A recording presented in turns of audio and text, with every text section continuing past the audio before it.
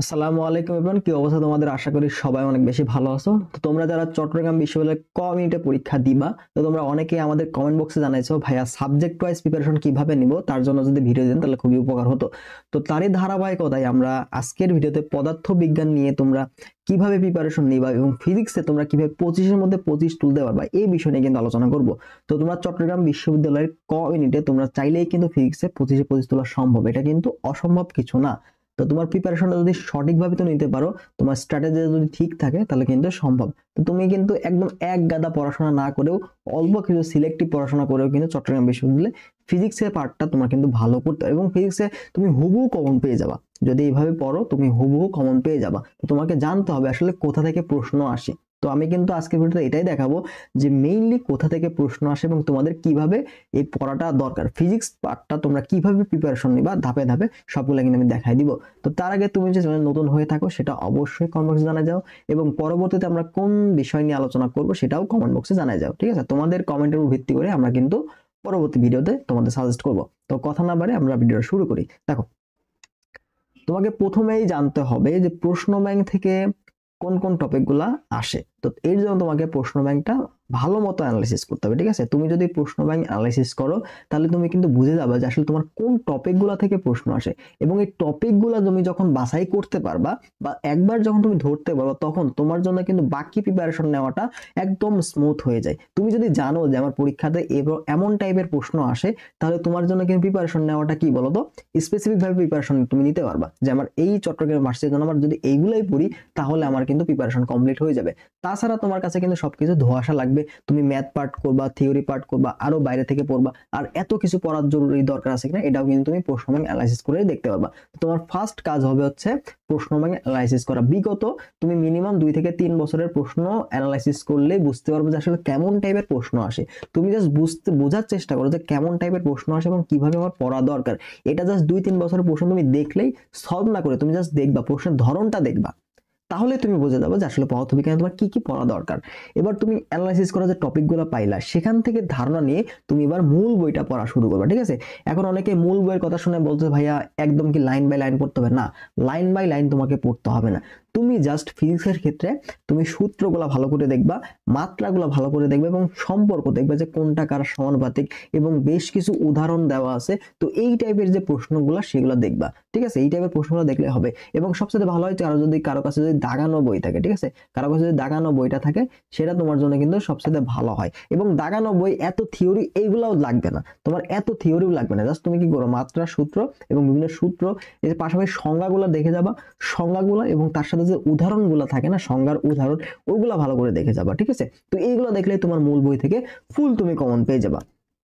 এরপরে তোমার হচ্ছে অনুশীলনের প্রশ্নটা তোমাকে সলভ করতে হবে। ঠিক আছে, তোমাকে প্র্যাকটিসের জন্য তোমাকে কিন্তু প্র্যাকটিসের জন্য বেশি বেশি প্রশ্ন সলভ করতে হবে। তার মধ্যে একটা অন্যতম পার্ট হচ্ছে অনুশীলনী। তো অনুশীলনী কিন্তু প্র্যাকটিসের জন্য বেস্ট একটা ওয়ে। তো তোমরা অনুশীলনী যদি ভালো মতো আয়ত্ত রাখতে পারো এটা কিন্তু তোমার যে কোনো পরীক্ষাতেই কাজে লাগবে। শুধুমাত্র যে চট্টগ্রাম বিশ্ববিদ্যালয়ের অনুশীলন থেকে তোমার কাজে লাগবে তা কিন্তু না, তুমি যে কোনো ভর্তি পরীক্ষাতে চট্টগ্রাম বিশ্ববিদ্যালয়, রাজশাহী বিশ্ববিদ্যালয়, জাহাঙ্গীরনগর বিশ্ববিদ্যালয় এছাড়া উচ্চ ভর্তি পরীক্ষা যে কোনো জায়গাতে তোমার কিন্তু এই অনুশীলনী যদি ভালো মতো প্র্যাকটিস করা থাকে তুমি কিন্তু আগে থাকবা। ঠিক আছে, তো তোমাকে অবশ্যই অনুশীলনের প্রশ্নগুলো প্র্যাকটিস করতে হবে এবং তুমি যদি স্পেসিফিক ছবির জন্য, শুধুমাত্র ছবির জন্য পড়তে চাও সেই ক্ষেত্রে তুমি যে থিওরি টাইপের প্রশ্নগুলো আছে সেগুলো দেখলেই হবে। ঠিক আছে, থিওরি টাইপ যে প্রশ্নগুলো সেগুলো দেখলে এনাফ হবে এবং ম্যাথমেটিক্যাল পার্টের জন্য তোমার যে সূত্রগুলো জানলেই হবে, কারণ এখানে বেশি কঠিন প্রশ্ন আসে না।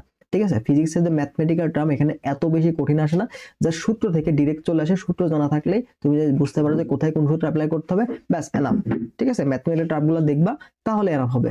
সর্বোচ্চ 4 থেকে 5টা প্রশ্ন তোমার গাণিতিক সমস্যা থেকে এসে থাকে, বাকি সবগুলাই থিওরি পার্ট থেকে বেশিরভাগ প্রশ্ন এসে থাকে। ঠিক আছে, এরপরে তোমার যে কাজ করতে হবে সেটা হচ্ছে বিগত 10 বছরের প্রশ্ন একদম সুন্দর মতো সমাধান করতে হবে, কি বলবো একদম ঠোঁটস্থ করে ফেলতে হবে। ঠিক আছে, তো 10 বছরের প্রত্যেকটা প্রশ্ন তোমাকে ভালো মতো সলভ করতে হবে।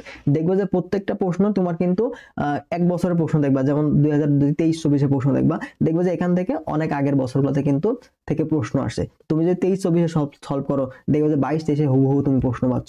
আবার 21-22 দেখবা যে 22-23, 23-24 আসা প্রশ্ন 21-22 আসছে। তো এরকম ভাবে কিন্তু কমন পাইতে থাকবা। ঠিক আছে, তো বিগত বছর থেকে কিন্তু ভালো একটা প্রশ্ন রিপিট করে। তো তুমি যদি বিগত 10 বছরের প্রশ্ন ভালো মতো সলভ করো তো তুমি কিন্তু অনেক প্রশ্ন হুবহু রিপিট পাবা। ঠিক আছে, অনেক প্রশ্ন হুবহু রিপিট পাবা। তো তোমার কিন্তু অনেকটা হেল্প করবে তুমি যদি হুবহু প্রশ্ন কমন পেয়ে যাও। আর এখানে কিন্তু তুমি কম সময়ের মধ্যে অনেক প্রশ্ন দাগাইতে পারবা যদি তোমার কমন চলে আসে। এবং থিওরি পার্টে কিন্তু তোমার কমন না আসে তুমি কিন্তু অ্যান্সার করে আসতে পারবা না। তোমার ম্যাথমেটিক্যাল পার্টে তুমি কিন্তু তবুও অ্যান্সার করে আসতে পারবে, কিন্তু থিওরি পার্টে তুমি যদি না পড়ো এবং তোমার যদি জিনিসটা না জানা থাকে তাহলে কিন্তু তুমি অ্যান্সার করে আসতে পারবে না। তো প্রশ্ন যত সহজ আসে চান্স পাওয়া কিন্তু ততটা কঠিন। ঠিক আছে, চট্টগ্রাম বিশ্ববিদ্যালয়ের প্রশ্ন সহজ হয়, যার ফলে কিন্তু একটু মার্ক এদিক ওদিক হইলে কিন্তু চান্স মিস হয়ে যায়। তো এই বিষয়ে তোমাদের অবশ্যই অ্যালার্ট থাকতে হবে। ঠিক আছে, তো সবগুলা জিনিস তোমরা একটু বুঝে বুঝে পড়ার চেষ্টা করবা, যে টোটাল কনসেপ্ট একটু ক্লিয়ার রাখার চেষ্টা করবা। ঠিক আছে, তো এর জন্য মূল বইটা কিন্তু বেস্ট হবে। তো মূল বই একটু গুরুত্ব দিবা বেশি, তো মূল বইকে গুরুত্ব দিবা, অনুশীলনী দেখবা এবং প্রশ্ন ব্যাংকটা ভালো মতো সলভ করো। বিগত 10 বছরের প্রশ্ন এনাফ, তোমার ছবির ফিজিক্সের জন্য এনাফ। ঠিক আছে, এইগুলো পড়লে এনাফ। তুমি যদি বিগত 10 বছরের প্রশ্ন যদি কমন ভালো মতো পড়ো, তাও তুমি দেখবা যে 60 থেকে 70% প্রশ্ন তোমার কিন্তু কমন চলে আসবে। 60 থেকে 70% প্রশ্ন তোমার কমন চলে আসবে তুমি যদি শুধু বিগত 10 বছরের প্রশ্ন ভালো করে সলভ করো। এবং বাকি যে 3টা পার্ট মূল বই এবং অনুশীলনী এটা যদি দেখো, তাহলে তোমার কিন্তু 100% প্রশ্ন তুমি কি করবে বলতো, 100% প্রশ্ন কমন পেয়ে যাবে ফিজিক্সে। বুঝতে পারছো? তো ফিজিক্সের যে টাইপগুলো থেকে প্রশ্ন আসে সেগুলো নিয়ে কিন্তু আমাদের চবিকো প্রশ্ন ব্যাংকে আমরা এক্সাম গুলো নিয়ে থাকি। ঠিক আছে, আমাদের যে চবিকো স্পেশাল এক্সাম ব্যাচটা চলতেছে, রানিং কিন্তু চলতেছে, এটা কিন্তু শুরু হয়েছে 25 তারিখ থেকে। ঠিক আছে, 25 তারিখ থেকে শুরু হয়েছে। তো বেশ কয়েকটা কিন্তু পরীক্ষা তোমার অলরেডি হয়ে গেছে। তো আমাদের যে এক্সাম ব্যাচ গুলো আছে সেখানে কিন্তু আমরা সকল বিষয়ের পরীক্ষা নিচ্ছি, এবং যেগুলো এক্সাম হয়ে গেছে সেগুলো কিন্তু তোমরা দিতে পারবা। সবগুলো এক্সাম টেলিগ্রামে সাজানো আছে সুন্দর মতো, সেখান থেকে তোমরা কিন্তু দিতে পারবা। তো চবিতে তোমরা যেন ফুল সিলেবাসে এক্সাম হয়ে থাকে, তো আমরা কিন্তু ফুল সিলেবাসেই নিব। তো ফুল সিলেবাসের মধ্যেও যেগুলো গুরুত্বপূর্ণ, যেগুলো থেকে বেশি প্রশ্ন আসে সেগুলাই কিন্তু আমরা নিব এখানে। তো আলটিমেটলি যেগুলো আমরা এক্সাম নিব ওগুলা পড়লে তোমার কিন্তু ফুল সিলেবাসে বাকিগুলো পড়ার দরকার নেই, এবং যেই টপিক থেকে আসে প্রশ্ন সেগুলাই কিন্তু আমাদের এক্সাম বেসে নেওয়া থাকবে। তো এটার কিন্তু এক্সামটা সম্পূর্ণটা চবি ক স্টাইলে নেওয়া হবে। ঠিক আছে, চবি ক স্টাইল প্রশ্নে নেওয়া হবে। এখানে তোমাদের বাংলা, ইংরেজি এটাও কিন্তু থাকবে।